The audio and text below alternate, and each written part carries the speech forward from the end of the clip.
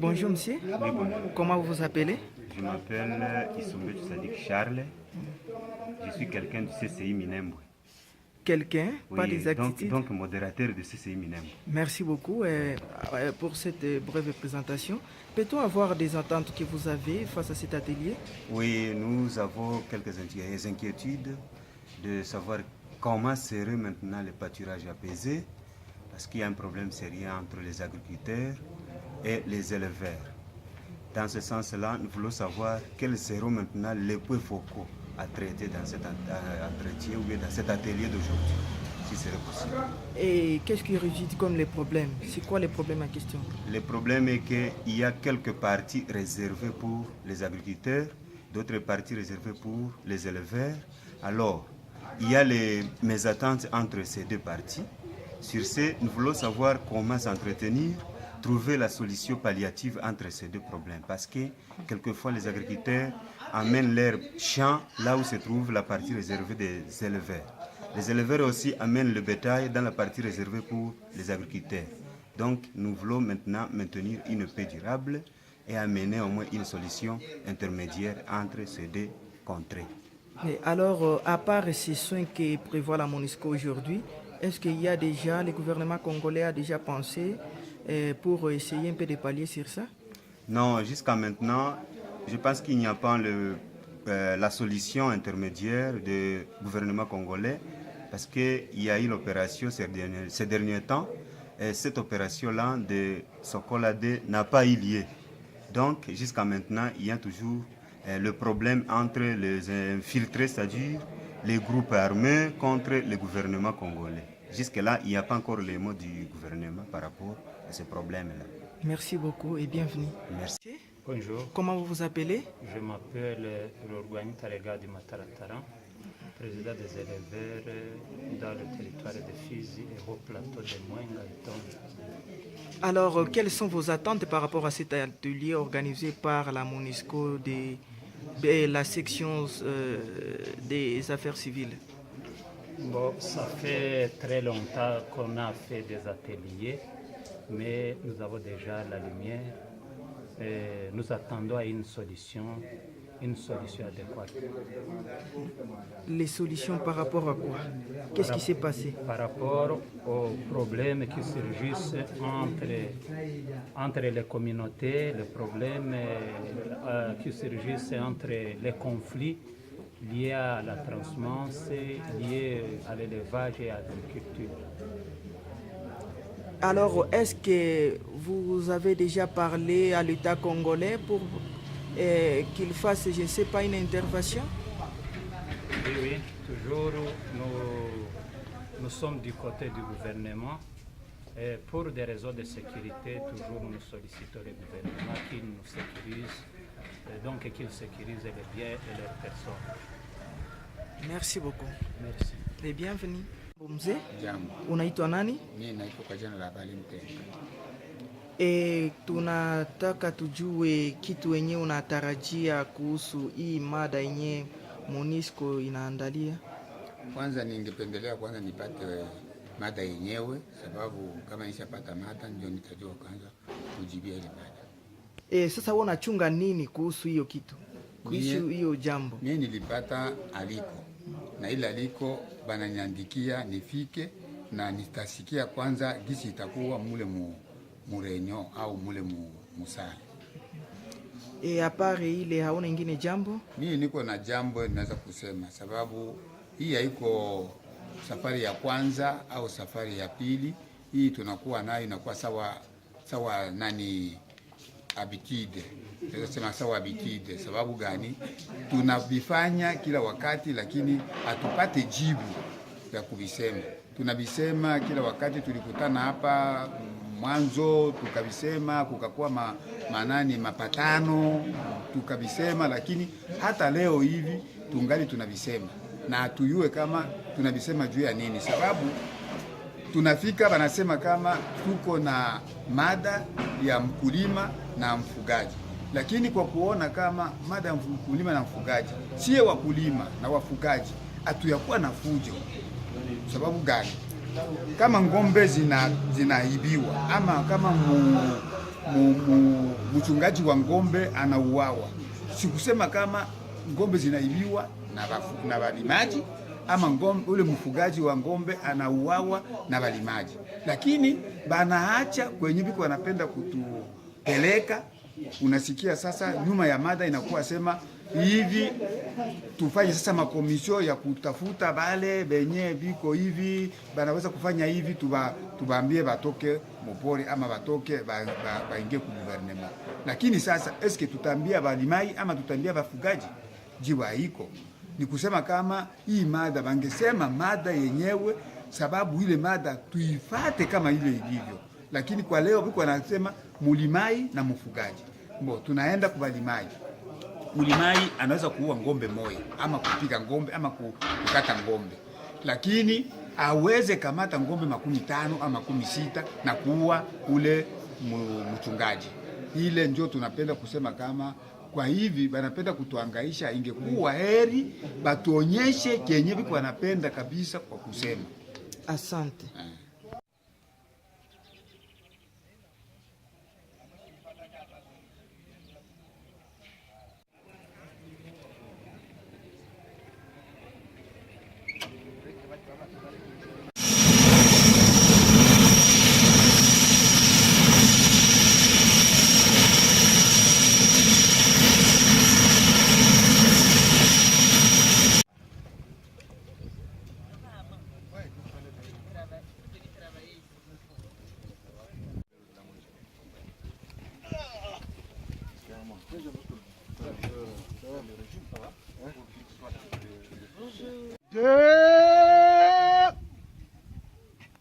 Vous, arme.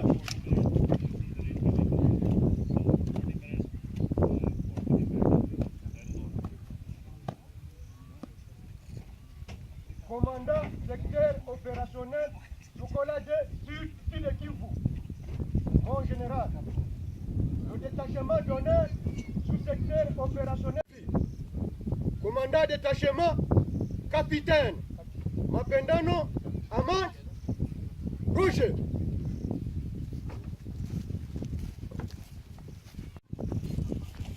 Mon général, refus de troupes terminé.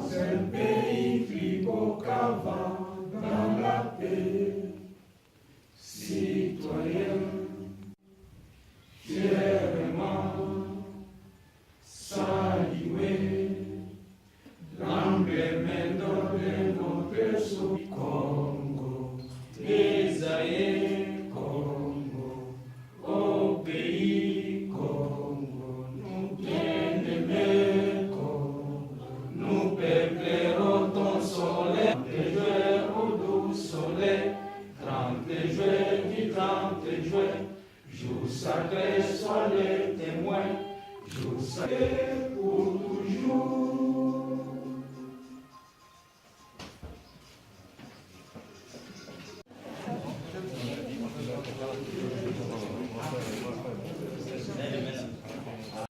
Va prendre des jours.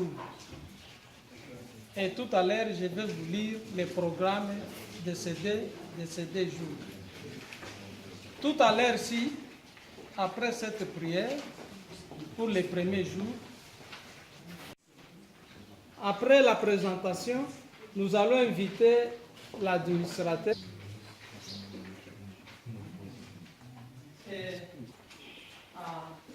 une allocution du chef de bureau du général qui est présent ici, général Sakal, du représentant du ministère de l'Intérieur.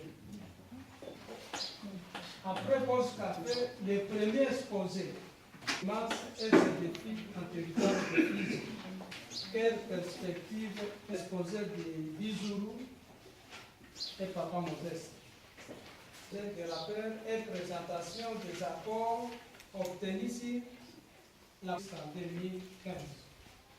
L'exposé aussi sera de 2 personnes. Moche va prendre les repas. Et après les repas, on environ de 15 heures, nous allons respecter l'État. On aura des travaux. Voilà, jusque-là va prendre fin la première journée. On aura la restitution des travaux en Carrefour. Nous allons automatiquement passer aux allocutions et après nous allons donner aux participants les... Messieurs les chefs de secteur, messieurs les chefs coutumiers, Monsieur le Président de la société civile, Messieurs les membres du Conseil de sécurité du territoire, Messieurs les experts de la MONUSCO Affaires civiles et du CCI Uvira Fizi, distingués invités, Mesdames et Messieurs, tout protocole respecté. Au nom de l'exécutif territorial, nous avons le réel plaisir de vous accueillir ici chez nous et de vous souhaiter la bienvenue au chef-lieu du territoire.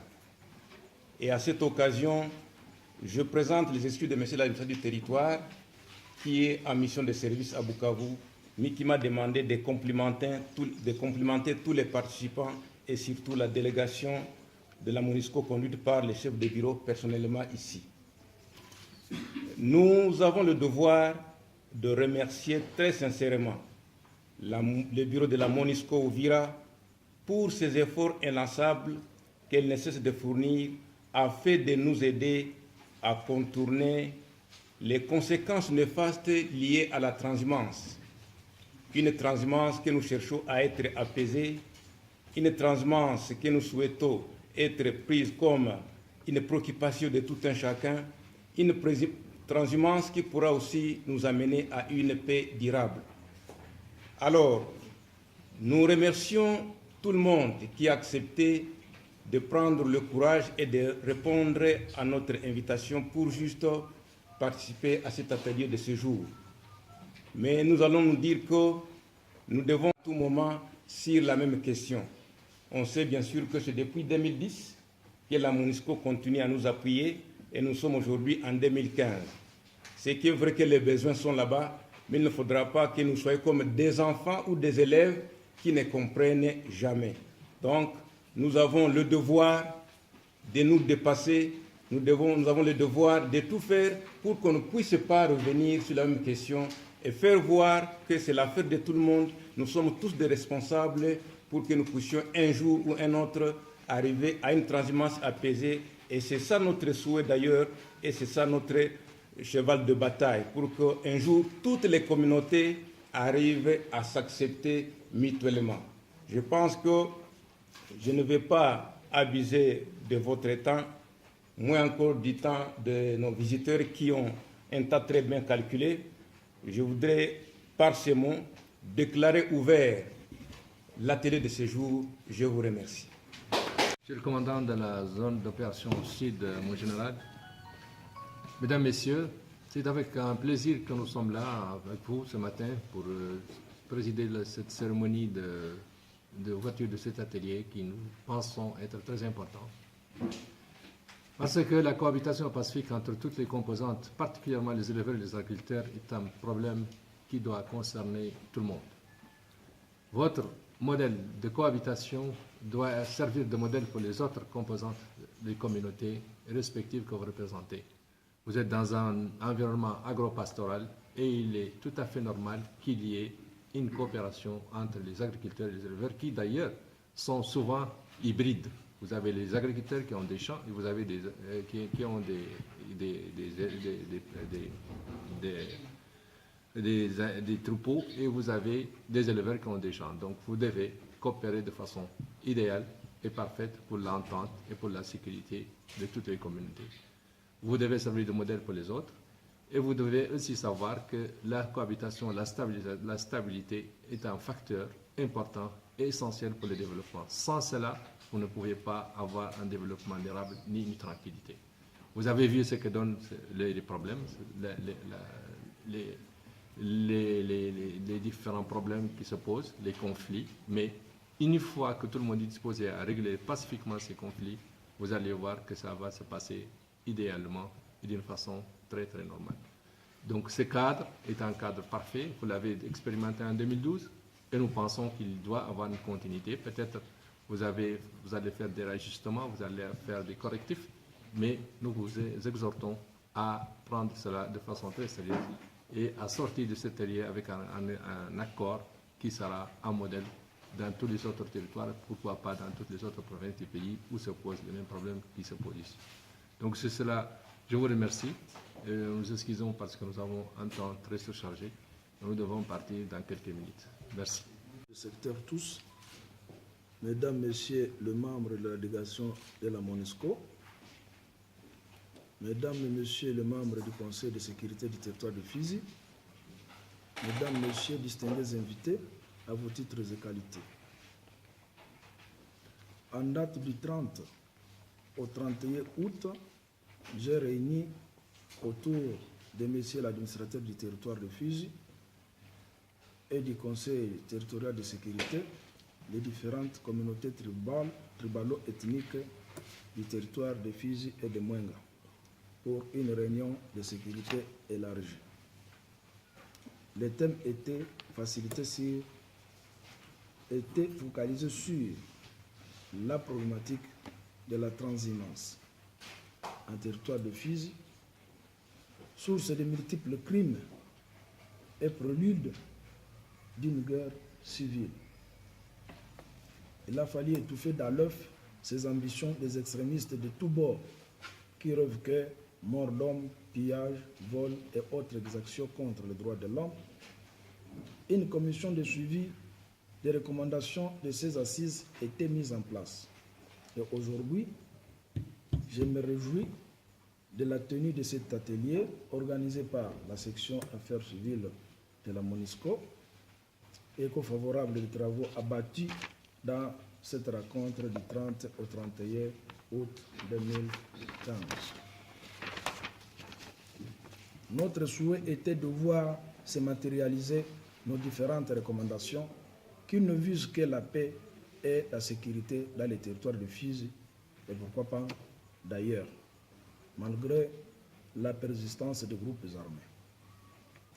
Je remercie sincèrement les organisateurs ainsi que tous les intervenants, chacun à la limite de ce moyen, et souhaite bonne chance aux travaux de cet atelier. Je vous remercie.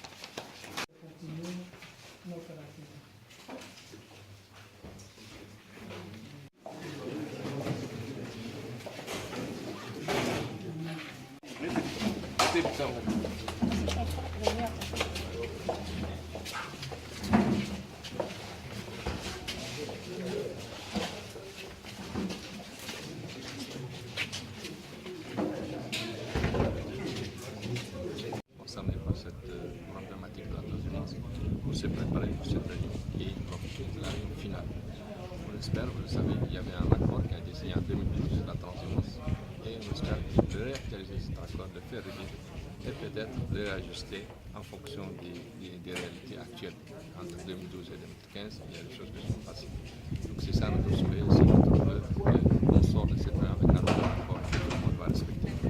Et comme les instructions ne sont pas respectées, quelles sont les stratégies adoptées On ne peut pas présager cela, on ne le souhaite pas. On pense qu'on le souhaite et on espère que les gens qui vont signer des accords vont les respecter parce que personne ne les oblige à le faire. Ce sont des responsables, ce sont des communautés qui en pâtissent, qui la sécurité concerne tout le monde. On espère que ces gens-là doivent respecter les accords. En réalité, le maintien de l'ordre de la sécurité relève des autorités nationales, et provinciales et locales qui sont là, qui sont en train de faire des efforts pour qu'on puisse maintenir la sécurité et la stabilité. Est-ce que vous avez C'est leur sécurité, c'est leur stabilité, c'est la tranquillité au sein de la communauté qui est la responsabilité de tout le monde. Les forces et les autorités sont là pour compléter, pour assurer certaines choses, mais elles ne peuvent pas faire ça tout seul. Merci.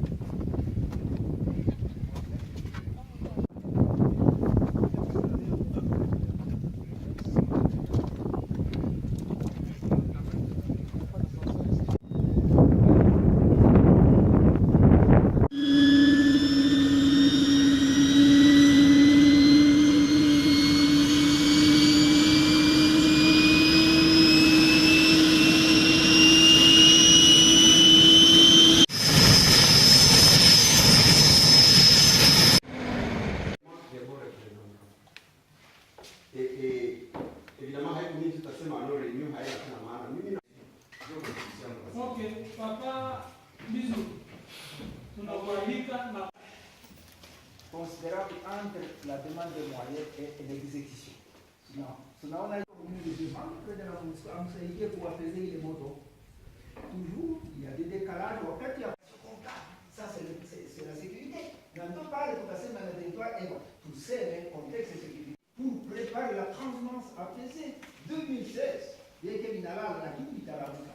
Nipenda kusema hivi. Avec mon humble avis ni kusema kama tungalisikia kwanza maexpose. On en a assez.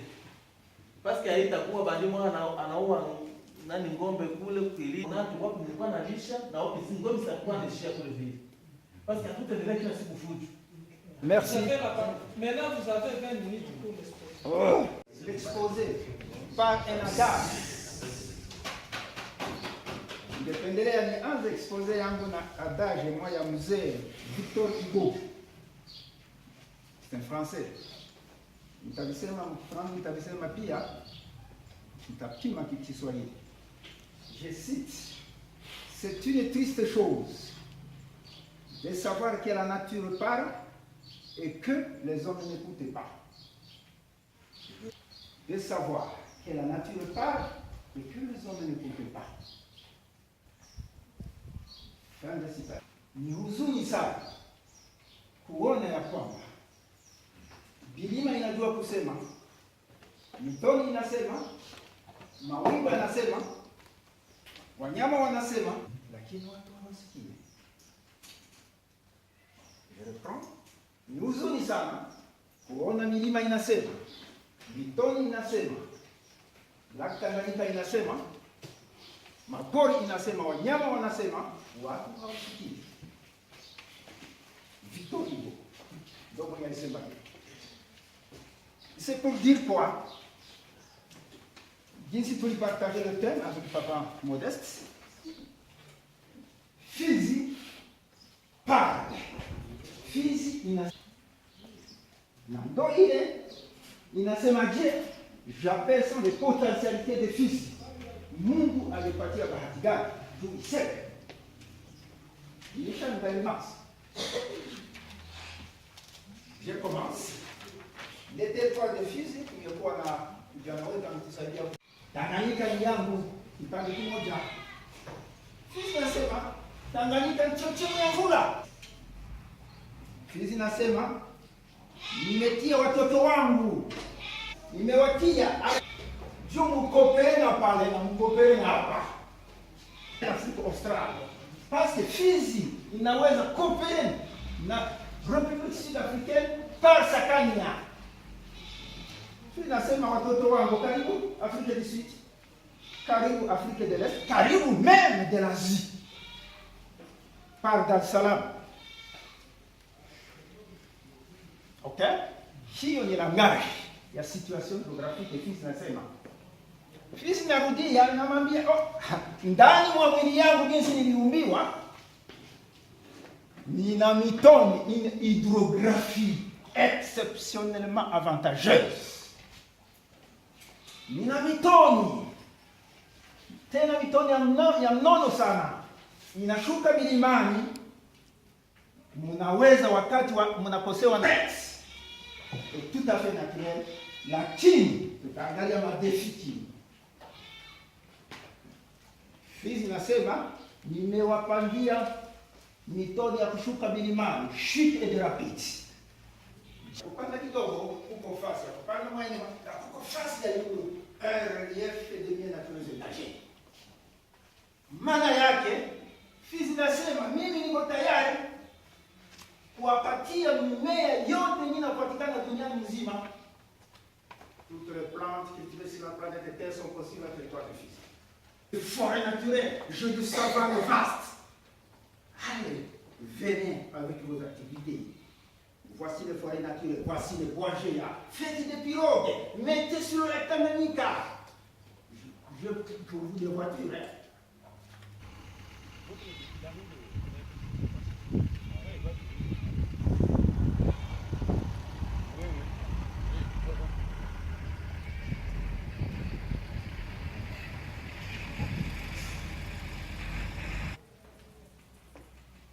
Ce sont les défis.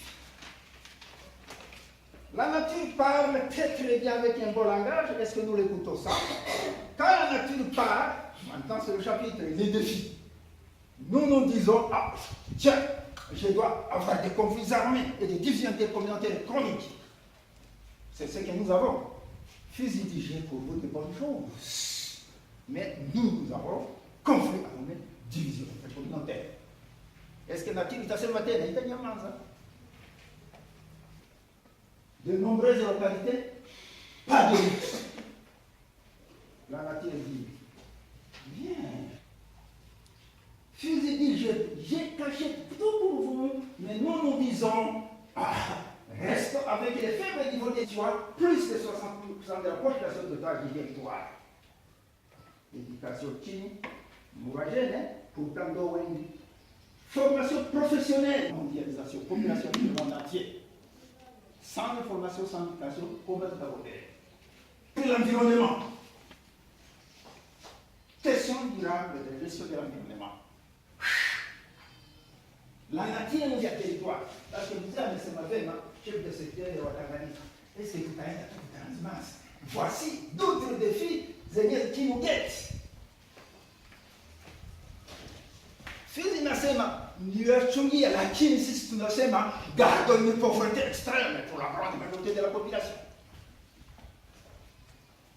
Fizi nasema vema, niko na vyote, lakini sisi tunasema je garde le difficile accès aux informations sur les questions techniques, économiques, d'organisation et de gestion. Nous sommes moins informés, même accès à de nouvelles technologies d'information et de communication. Quand Fizi dit que voici, vous êtes ouverts en Afrique du Sud, vous êtes ouverts en Afrique orientale, même en Asie, nous nous disons, pas question d'information difficile, radio communautaire, quelques points d'internet. Voici, mes chers participants et très chers frères, les chances des filles qui parlent et les hommes, ce qu'ils parlent. J'ai terminé mon exposé et quels sont les défis maintenant de la transhumance comme un des problèmes parmi les défis. C'est Papa Modeste. Merci.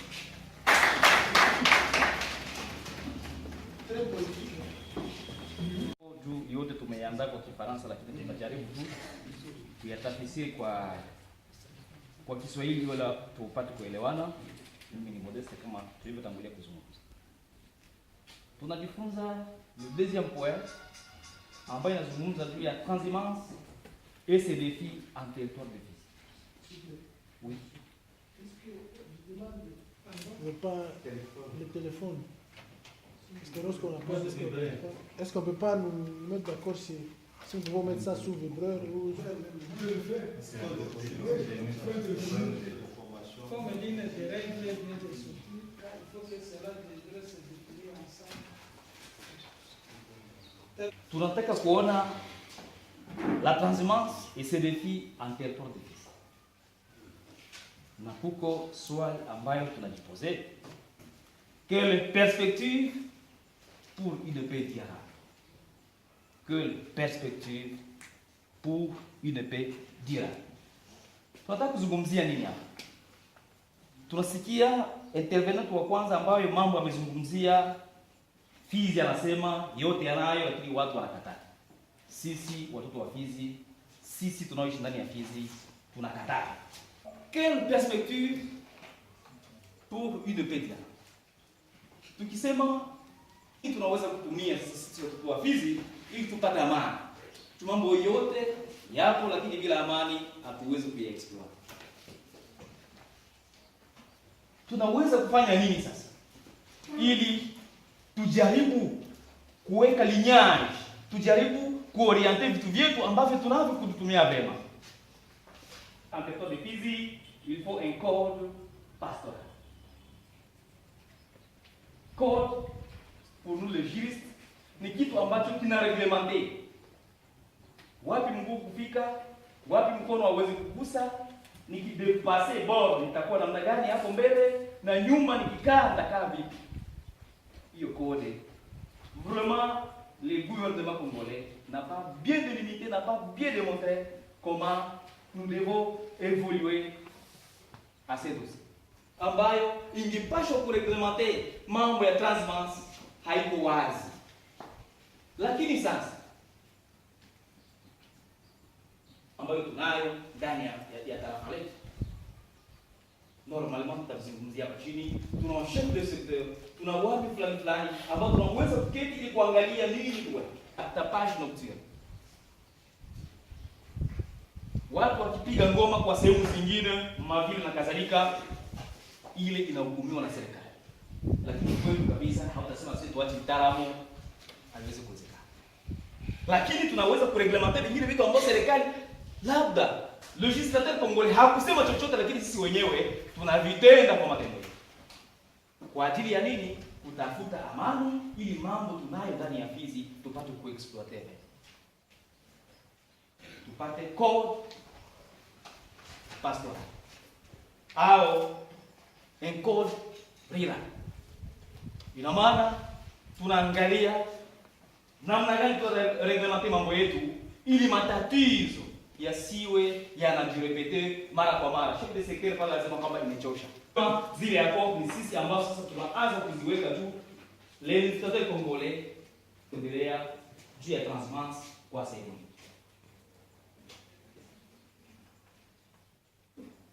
En effet, du fait d'un pays à l'autre, loi ambayo ina reglementer mambo fulani, watu wakae hapa na wafanye ferme, na labda mazingira yetu inatupermit naweza kufika kwa sehemu fulani mwani akiweka zona. Kila sheria ya ajili ya uchungaji inadepende na watu kwa sehemu wanayoishi.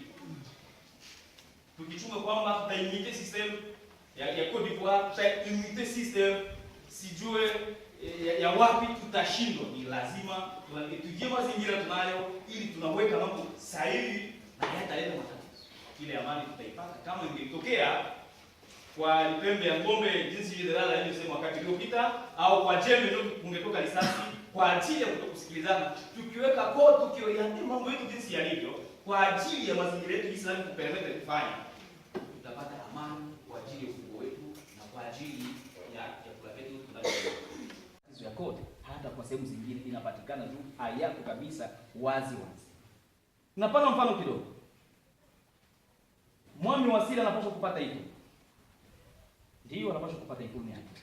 Je, itule ya ng'ombe moja kwa ng'ombe ngapi? Mbuzi moja kwa mbuzi ngapi? Ni lazima sisi wenyewe tunareglementer ndani ya kodi yetu ili tuangalie namna gani tunaweza kuendelea. Ataweka samaki moja kwa samaki ngapi? Ataweka kitunga kimoja au gisambagara cha mihindi kwa mihindi ya kiwango gani? Mambo yako waziwazi. Ni lazima sisi wenyewe tunakamata jukumu zetu za kuangalia namna gani tuna reglementer ili mambo yaende sahihi kwa kugarder amani yetu na tupate kuexploiter utajiri tunao ndani ya Fizi. Fizi, comme partout en Afrique, l'une des préoccupations majeures des pasteurs à l'heure actuelle est la garantie de pérennité de l'espace pastoral. Muna matatizo tunayo. Ndani hiyo code ambayo tunaomba kwa juu inapaswa kuwa ambayo inaangaliana kwa watu mazingira wanaoyaishi. Tunaleta ng'ombe 50 tu, 15 kwa Kiswahili chetu, labda sisi tunaweka 1500. Sasa matatizo yanakuja namna gani? Espace. Haisifiri tena kwa zile ng'ombe, ingawaje kulikuwa majani ya kutosha, ng'ombe zinakosa mingi, ibidi ziame hapo ziende sehemu nyingine. Mwami hapa hautaingia hapa kwangu, ilifuni niwekee itoro, ile itoro alikoshaweka kwa sehemu nyingine. Matatizo. Ni lazima tunareglementer sasa, ili mambo yaende sahihi na tutapata amani. Pour répondre à plusieurs dispositions doivent se conjuguer notamment. Ili tu ayote matatizo na matatizo kidogo kidogo ambayo unaweza kujiri, ni lazima tunaangalia namna gani sasa ya kumaliza. La sécurisation du statut foncier.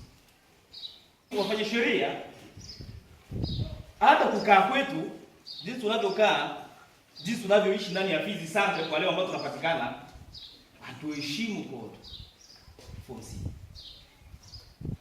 Ya parcelle yake wengi hakuna. Ilitenga hapa tu babu yangu aliniachia.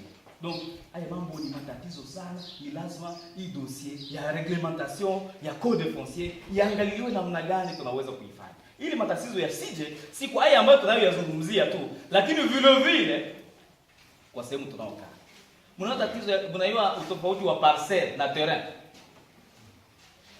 Utofauti wa parcelle na terrain. Ce sont les documents. Una nini? Kuko vitu ambavyo vinafuatilia pale. Demande de terre etc. kulinjo kwetuko, lakini ni lazima tunaangalia namna gani tutaendelea kwa kuheshimisha code foncier. Tunaenda kwa ingine, tunaangalia namna gani tunaweza kuweka mifugo yetu par rapport na eneo tunayopewa kama vile tulivyozungumzia mbele. Protection de la mobilité grâce à la disposition réglementaire appropriée à la mise en place des infrastructures, les couloirs, comme les couloirs de la transparence. Mnaona tukienda mwanamna nyingine, labda Kiswahili si kinatusumbua mara nyingi kifahamu vizuri. Couloir ni nini? Ni kama vile sehemu fulani ambayo inaonesha tukifanya mambo kama haya na tukiheshimu yale, tutakwenda kufikiria kwa jambo nzuri pale. Usideborde, maana ya hiyo, usiende mbali wa yale ambayo yanapaswa kufanyika. Des professionnels à l'élevage. Sisi tunalisha tu. Kwanza mtu moya anapewa ngombe, achunge ngombe za watu watano. Si tatizo hiyo. Zitamdeborde. Mchungie zangu, mwingine chungie zangu, mwingine. Kwanza sio tu kwa yule ambaye anayechunga na matatizo, vile kwa yule ambaye anapaswa kupewa haki yake au itoro sinakuwa deja trop moya inaleta matatizo. Ni lazima tunapaswa kureglementer tudogo kama ile tulivyozungumza, mkojo kidogo ndio unaweza na wengine wananiita Reverend Pasteur Emmanuel. Ninakuwa mfanyakazi wa shirika hiyo. Mimi nakuwa na expertise kubwa ya transhumance mu territoire ya Fizi. Sababu nimetumika mu Fizi depuis 2010 juu ya transhumance, na kwa siku ya leo nakuwa grand expert juu ya transhumance. Alors, contexte yenyewe tutaisemea ni juu tu ya transhumance ya 2015. État des lieux ya transhumance mu 2015. Niko indépendant, nilirekorte mu madone mu materitoire. Usisema sema ni done ya Emmanuel ndio alifanya hivi au detriment ya mtu fulani, sa vile Modeste alisema les grands hommes pale ya hivi na hivi. Mmesababu tunajua kisha hapo itaanza kwa mareneo sema Emmanuel alienda kupendelea wamoja. Mimi nafanya état des lieux mu 2015 gisi transhumance iko. Na état des lieux naifanya mu sektere zaidi hizo tatu: Tanganyika, Mutambala na Nganji. ya Lulenge ni superficielle sababu sikuzoea kufika saa zote Kilembwe. Niliramase tu madone za kidogo kidogo na iko zaidi rayon d'action à CCI Baraka. Niliandika mais tujiadapter serait vos ceintures. État des lieux de la transhumance 2015 en territoire de Fizi, rayon d'action des cadres de concertation intercommunautaire CCI Baraka. Pointi ya kwanza ilikuwa déclenchement de la transhumance sans préparation suffisante. Maana ilikuwa bila preparation kamilifu. Watu waliingia bila kuifanyizia preparation kamilifu. Na ile kutokuwa na preparation kamilifu ilikuwa na makonsequences ama incident survenu. Incident survenu ya kwanza tulisema mourir de vaches dans les 4 secteurs, ya Lulenge, ya kufa ya watu, ya kuua ngombe, ya kuiba, hata kulumiza mangombe mbalimbali. Les échanges de tirs entre l'armée nationale et les groupes armés ama kuéchanger yenye armée nationale ilifanya pamoja na magrupe za arme na zile zenye zinakuwa mpori zilifanya madega mbalimbali, na zile madega zilifanya vifo za wafugaji wawili de Bouvier. 25 juillet kulikuwa pia tatizo toujours mwile Nganja Bilima, kulikuwa kifo ya agriculteur moja Monsieur Idi Amin résident à Iseke, secteur de Nganja, est tué à son chat sous son corps est retrouvé en date du 27 juillet et jusque-là son corps reste non enterré. Yani mwile date pia kulikuwa matatizo. Monsieur Idi Amin italiki vile vile iko juu ya udongo haiyazikiwa. Extrême nord du secteur de Nganja et limite avec le secteur de Nganja sont signalés dans des villages Kaseke, Katamuka, Kikonde, Kasanjala, Mukinje et Katanga. Ni mwaxe ya Sebele. Na Sebele ni extreme nord yenye kuiba mangombe zaidi na ilifanya kama mashamba ziharibishiwe zaidi kwa zaidi. Mamba simukuma sile kulionekana pia tatizo précisément Mukera Manema au sud du secteur de Nganja. 2 vaches tuées à Kasanjala. Mani ngombe mbili ziliuawa Kasanga ni mu territoire ya Kabambare vers mu province ya Maniema. Na mashamba pia kulikuwa pia mashamba ambazo ziliharibishiwa. Kufuatana na hizi zote tukasema le secteur de Nganja des incidents se sont multipliés. Tukasema hivyo kisha ile vifo ya wale wabuvier wa vive tension entre les communautés. Kulikuwa sasa ile tension ikajimultiplier, ukosefu wa amani ikaonekana kati ya makabila. Ya pili tukasema kulikuwa vol de bétail, kulikuwa pia déplacement de population et de dévastation des champs. Kulikuwa watu wenyewe walikimbia migini yao. Kifika fasa vile Iseke unakuta migini ilibakia wazi wazi kukimbia juu ya tension. Unakuta pia mashamba ambazo ziliharibishiwa zaidi. Le comité de règlement des litiges CM Kilicha, Lubonja et Lulimba se sont déployés dans différentes médiations pour apaiser la situation. Mwizo migini mbalimbali kuna kwa makomite mixi ambazo ziliundwa na cadre de concertation. Komite mixi za Kilicha, za Lulimba na za Lubonja zilijitahidi kwenda mu maaxe mbalimbali kusudi wapatanishe watu namna gani wanaweza apaiser situation ya tension ambayo ilikuwa inaishaonekana kati ya makommunauté. Corps ont été déployés pour la consolidation de la paix, notamment La rencontre organisée par le chef de secteur, M. Mapangwa Kabiona, au mois de juillet, en date de 18 au 20. Na zingine mikutano kwa kuapeze tu situation zilifanyika sawa ile ambayo iliitishwa na chef de secteur mwezi wa 7 mutariki 18 hadi 12. Objectif ilikuwa nini? Namna gani watu wanaweza angalia, namna gani wanaweza apeze situation, na namna gani wanaweza bakia tena kama kikawaida kusudi wajenge amani ya kudumu. Na mwili mkutano kutimie walifika, societe civile ilikuwa, walideri communautaire walikuwa, maoni mbalimbali walikuwa. Au total finish ama conclusion tulipata statistique ilikuwa plus monté mwio 2015. Na ya kwanza kasema nini? Sio mie, mais j'ai récolté seulement les données sur terrain. Ya kwanza tuliona kwamba kulikuwa 73 cas de vache dressées. Mangombe ambazo zilikuwa SLC.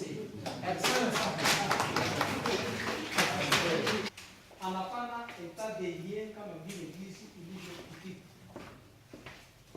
Mashamba iliyoharibiwa, chevaux volés.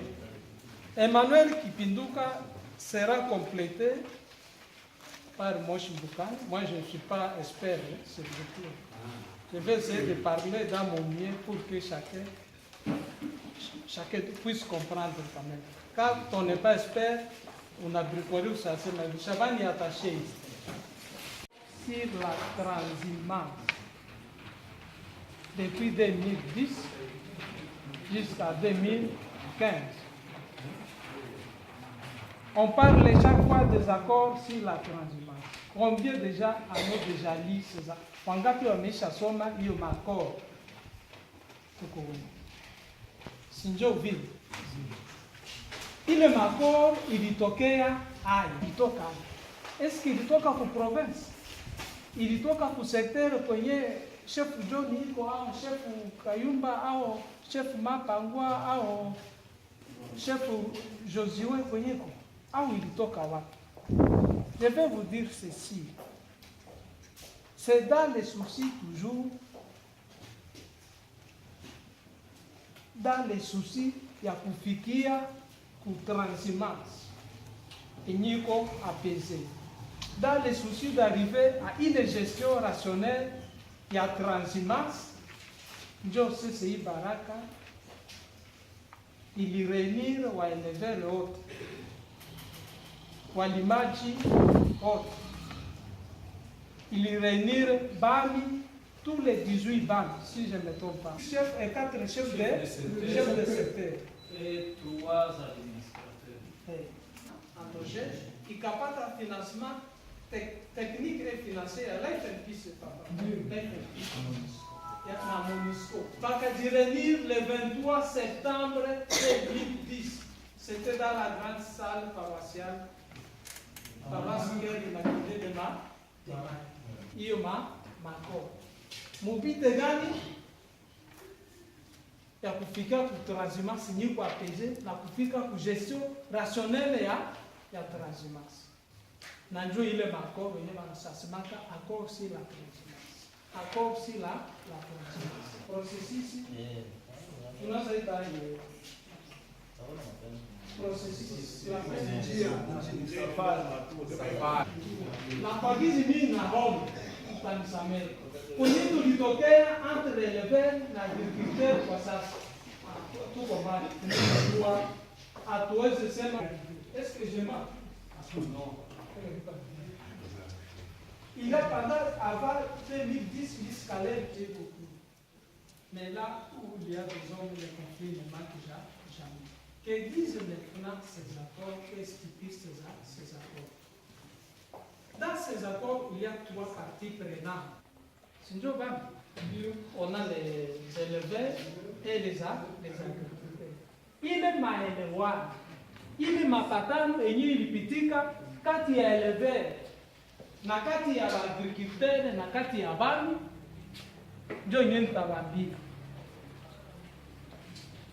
Quels sont les droits et les obligations de chacune des trois parties? C'est pourquoi je vais commencer par les balles. Ces accords stipulent ceci. Sérieusement, moi, je ne suis pas attention au signataire de ces accords. Première chérie, il a il y a qui avait des tailles. Pendant la transhumance nasa yeye nakwambia transhumance msipere binakili inaanza mwezi wa 6 na inamalizika mwezi wa 11. Ndio vile papa mata. Les vaches transhumant. Sasa yeye naenda inafika pasi mwami kuna droit ya kupata ito relevance coutumier. Mwami anapashwa kila mara alimani anassemble les chefs de village, anassemble ng'ombe zitalia, watu kwenye ng'ombe zitapita, watu kwenye ng'ombe zipita. Mwami mwile makoo inastipule kwa transi zile droits za maintenant les droits et les obligations vont de pair. Les deux ne se séparent jamais. Quelles sont les obligations de base? Pastoraux. Anapaswa aménager au moment où le groupement ng'ombe zitalia hapa, ng'ombe zitakunywa hapa, ng'ombe ya mwani yenye anapaswa afanye. Anapaswa pia kisha prepare au enda pembeni nilipopatia kitabu kaniambia na hiyo kama ndio leo. Obligation ingine ile ni obligation ya mwani. L'autre obligation. Mwani c'est chef de village et avec ses cultivateurs. Autrement dit, avec peut-être abakuliwa wengine wa chef de village kama transhumance c'est donc ile tunamaliza juu ya mwami. Niacha dura ingine tutarudilia. Sijui tunasema no respect ya makao si la transhumance. Ndio tunataka. Wewe elever iko na droit gani? Eba. Unapashwa kugarder na kuproteger tumpoza. Sur le bouvier, on aide à protéger les droits. Autaziacha qu'il y ait une divagation des animaux. La divagation des animaux domestiques, elle est pénale. On a eu comme code pénal, et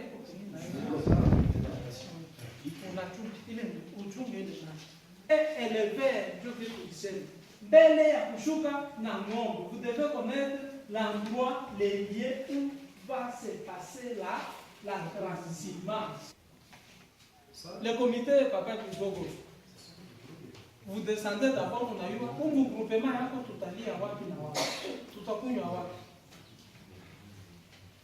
Uko na droit ya kuyua hivi na usishuke bila kuyua hivi.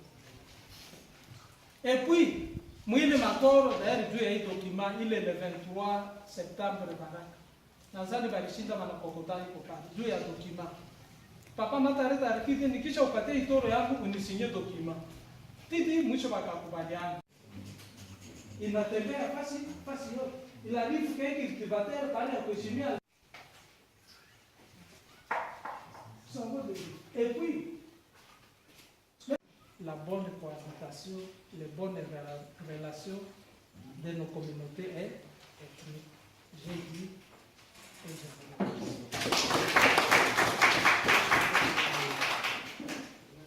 je veux mettre les gens qui connaissent aussi. Peut-être la chemise présentée au GNRC. Bon, selon ce qui est écrit sur l'agenda, c'est le débat analyse du contexte lié à la transhumance. Je ne sais pas si on va respecter ce qui est écrit sur l'agenda ou on va poser la question comme ça. Oui. Aimé Kassongo. Aimé Kassongo. GNRC. Bon. La question c'est par rapport aux accords de 2010. telles que vous venez de nous présenter. Bon, j'ai vu quelque part sur les obligations des agriculteurs. Il y a quelque part où on dit qu'il ne faut pas se faire violence et on ne sait pas se faire justice. Est-ce que cette obligation ne peut pas être pareille pour les parties prenantes? Là, je parle des agriculteurs et les éleveurs. Silence, la question est importante. Parce que je vois, chez les agriculteurs, on les demande de ne pas se faire justice, mais chez les éleveurs, ce n'est pas le cas. Est-ce qu'il n'y a pas moyen, il ne peut pas y avoir peut-être moyen de voir un peu cet aspect des choses et essayer de les corriger si possible? Ou carrément, vous n'avez pas voulu. Wala Valentenga, napenda kusema hivi, akuja kuwa hata mwaka moja bami wanatuambia sema nyie watu mtalima hivi. Akuja kuwa hata mwaka mmoja, hata mwaka hii moja, baseme kama sie bami tulituma ba agronome baende kuambia watu wasema hii mwaka mtalima hapa na hapa ndio mtaachia ngombe. Bo, ile ndio kesho yangu ya kwanza. Kesho yangu ya pili ni kusema hivi, baelever abarespekte hata siku moja sheria yenye ilitungwa. Sababu gani? Wakati banaharibisha mashamba, unaona tunaingiza mu CCI ou bien mu CM ile maneno, lakini apres ile maneno banatosha ule mtu banapeleka kule juu, banakamata mwingine banakuja kutia pale. Ule anasema si atuile maneno. Sababu deja simie mwenye nifanye ile kazi ube niliangisha mashamba ya watu. Ile shamba vile inaisha haitalipwa hata enka. Mnasikia vile haitalipwa hata enka.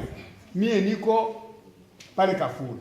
Kuko mashamba 93 yenye ilibishiwa na mangombe.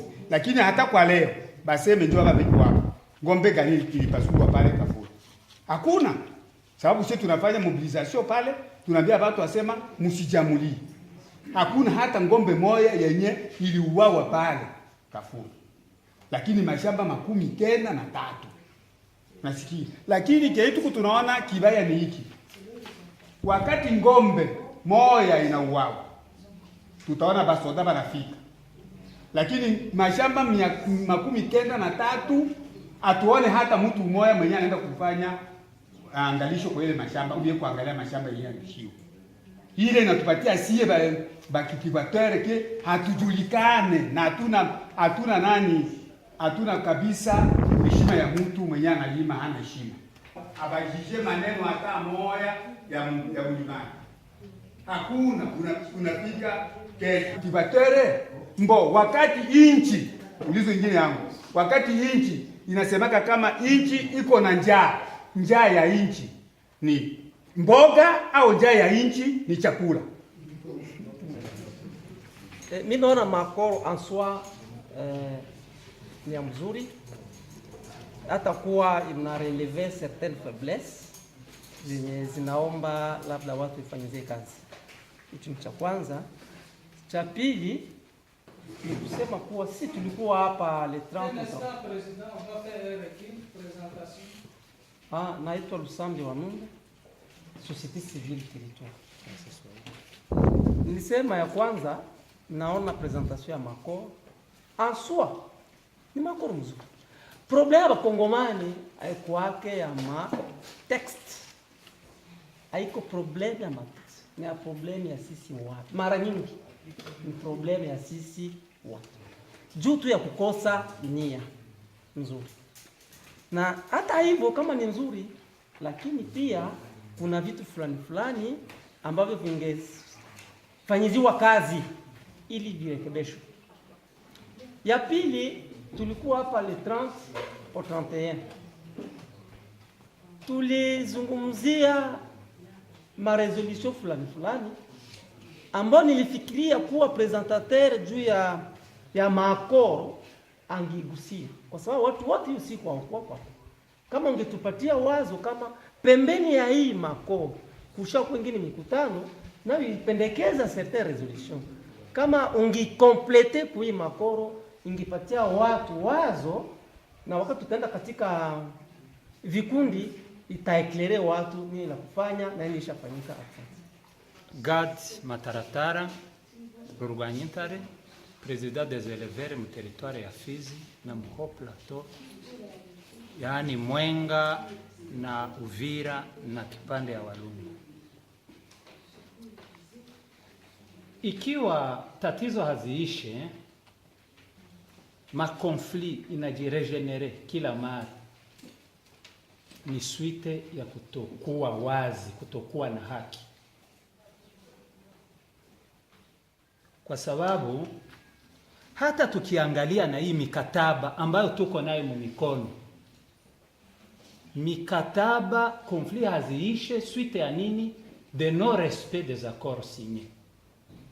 Hata tukifuatilia vizuri, naweza kusema kama ba exposa ba kwanza balikuwa vraiment juste kwa kuexpose, izo ete objectif, lakini hawa wote wapili na wa mwisho hawakukuwa juste. Kwa sababu hii raporo Emmanuel alipana kuhusu ngombe zenye zilikatiwa na zenye ziliibiwa na zenye zilienda na bale magrupe ya arume, ile haiko raporo yenye iko authentique. Alipana nombre, sijue kama liitoa wapi, wakati mmoja wetu siye venye bana represente ba eleveri hatukumpatia raporo. Ilikuwa c'était rapport forfaitaire. Hiyo tuishie pale. Kufikiria kuyi yenye nahusu mkataba wa transhumance, hatutaenda mbali. Hata tukisoma hii paragrafe kuhusu malisho ya ngombe, maana yake itulo, niliona ile page yenye litosha mapema juu ya maobligation des éleveurs. Ungeirudisha kwanza, uangalie kama inaambatana na hii yenye iko hapa, uirudishe. Tudi inchi yetu ipole hiyo. Tutalipa en espèce ou en nature.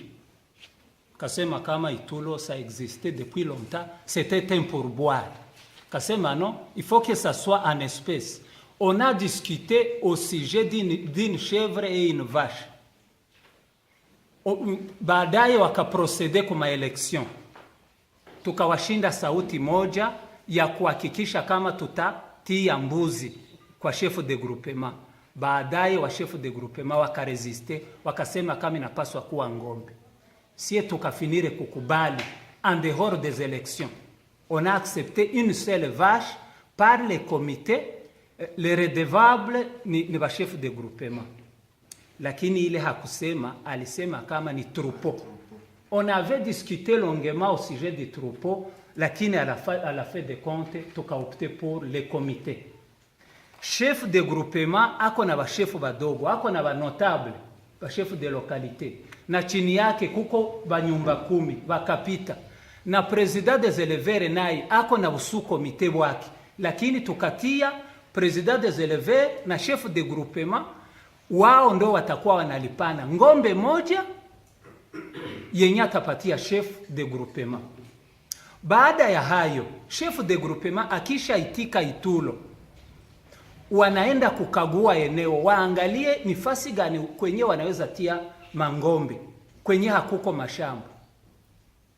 Anaenda na bakonduire.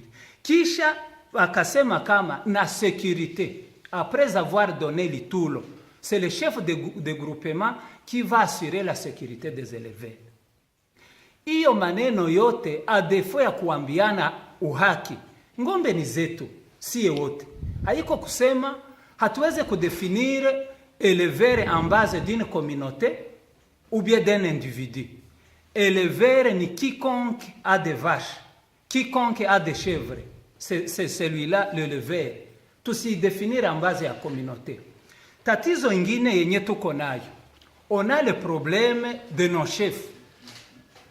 Ba chefu betu ni watu wenye ils sont ici de parties prenantes des agriculteurs. La plupart wakati wanatetea ngambo moja. Est-ce qu'on peut être à la fois juge et plaignant? Ça ne peut pas se faire. Comme il en est ainsi, tujue kama wakati chef anatetea amani mwinchi yake, atie au même pied d'égalité un éleveur, un agriculteur et un pêcheur. Puisque l'élevage, c'est une pratique socio-économique. C'est comme l'éleveur, c'est comme l'agriculteur, c'est comme le pêcheur. Tuitie kuentere ya nation. Tuangalie ni kitu gani tunaweza kujikomplete. Nilife inakuwaka na nguvu kwa sababu iya la complementarite. Wewe uko na hiki, huyo ako na ugali na huyo ako na mboga. Hakuna mwenye anaweza kula ugali buluma. Neno ingine. Kweli en tant que les représentants des éleveurs, tunamodire kitendo cha ngombe kuharibisha mashamba. Kila mara kama munaona hatusinzii, ni kupinire wale watu wenye wako wanafanya hiyo kitendo. Mnajua jeunesse d'aujourd'hui, la plupart des boviers ni watu wenye wako chômeurs, watu bamoya wenye wanakunywa mapombe, wanakunywa matumbako, lakini nous les responsables tunaimodire na hatuipendi. Neno ingine yenye naweza kuongeza, prétexte ya kusema kama problème zinasurgir suite aux éleveurs, aux chats et aux vaches, hiyo vraiment siweze kuiunga mkono. Tena au sujet du Tulo, face zingine kote, celui-ci c'est mon chef et celui-là c'est mon chef direct de secteur. Aseme kama nous avons ici et vous êtes là uniquement pour les vaches. Il faut venir voir comment est-ce que les vaches ont dévasté nos champs. Et quand je mens, moi-même, ataniambia que vous mentez. S'il nous faut arriver à une violence, s'il nous faut arriver à quoi vraiment la population qui le disait. Et puis, la population continue à dire que si les Bambi tolèrent ça, parce que les éleveurs disent qu'ils ont déjà donné une vache à Mwami, et que les vaches peuvent dévaster n'importe quel champ. Sinon, il faut demander à la famille régnante ce qu'il disait au Tanisamer, de nous donner un autre Mwami qui va défendre les intérêts de nos champs. Comment les vaches qui viennent d'ailleurs, de très loin là-bas, vont venir dévaster localement nos champs sans qu'il y ait même une enquête ou de quoi. Je pense que la semaine passée, j'avais délégué mon secrétaire là-bas, il a mis des montrer ça. Les dames, il faut vraiment les féliciter. La couverture que vous voyez derrière, d'après moi. Papa du Gogo, vous voyez ça? Le président des éleveurs de Maïka. Labda mimi nilijaribu kuandika kwa sababu niliona kwamba ni mengi sana. Mimi naitwa Kiza Kilozo Felicien, chef intérimaire wa Basimukuma City. Yaani mizozo yenye kujitokeza kati ya wafugaji na walimaji inasababishwa na sababu zifuatazo. Wafugaji hawaheshimu mapatano ama mikataba iliyosainiwa na pande zote mbili. Kutokana na mikataba hiyo, wafugaji wanaombwa kufika kuonana na mwami wa asili mwezi wa 5. Mwami anawaonyesha eneo ya kulishia ngombe na pia eneo la kunyweshea maji hizo ngombe. Baada ya hayo watatoa droit coutumier, yani itulo. Muda wa kuleta ngombe kuma eneo tuliotaja hapo juu ni mwezi wa 6. Hawaheshimu mapatano hayo, ndiyo wanakuja muda wote, wanapenda na kuingia na ngombe zao katika mashamba bila kumuona mwami wala kumjulisha jambo lolote. Pointi ya pili, ngombe zinapoharibu mashamba na kupana ripoti kama hiyo, wao wanaanza kugombanisha wa chef de village na walimaji. Pahali pa kugombanisha wachungaji wao wasiopenda kuchunga ng'ombe zao vizuri. Wanaleta uchonganishi na kusema kama sisi wami wa asili, yaani wa chef de groupement, tulikwisha pewa Itulu kulisha ng'ombe zao katika maeneo zote wanazopenda. Jambo kisha ya hayo maelezo, kuna wanawake wawili walioambiwa kuwakani. Pointi ya 5, ng'ombe zilikamatika 15 karibu ya mashamba, nao wafugaji wakakiri kosa lao na kukubali kuwa watalipa hayo mashamba iliyoharibiwa wa kiwango cha 1115 franga za Kikongomani na kusaini acte de reconnaissance, lakini siku 2 au 3 walitoroka na ahadi leo hawajulikane kule walipoenda. Mashamba zilizoharibiwa ni za watu wafuatao. Mtu wa kwanza ni Nikola Kashindi, shamba yake iliharibika kare 5. Mtu wa pili ni Kayeba, shamba yake kare 6 ziliharibiwa zote. Mtu wa tatu ni Bahati Marshani, kare 2. Mtu wa 4 ni Bitalwa Mutano, kare 2, na mtu wa 5 ni Manjonjo Vumbeli, kare 5. Hao wote ni wakaaji wa Katanga wanaolimia Malinde groupement Basimukuma Sud. Hiki inaleta matatizo. Kama vile president wa Eleve alisema, wakati atuambiane ukweli, tutashinda muhimu reunion ilianza depuis 2010 tuko mu 2015 hatujafaulu kwa neno lolote. Ni sababu gani? D'ailleurs pale waandika kama kuko conflit entre les éleveurs na l'agriculture. Ile ni bongo.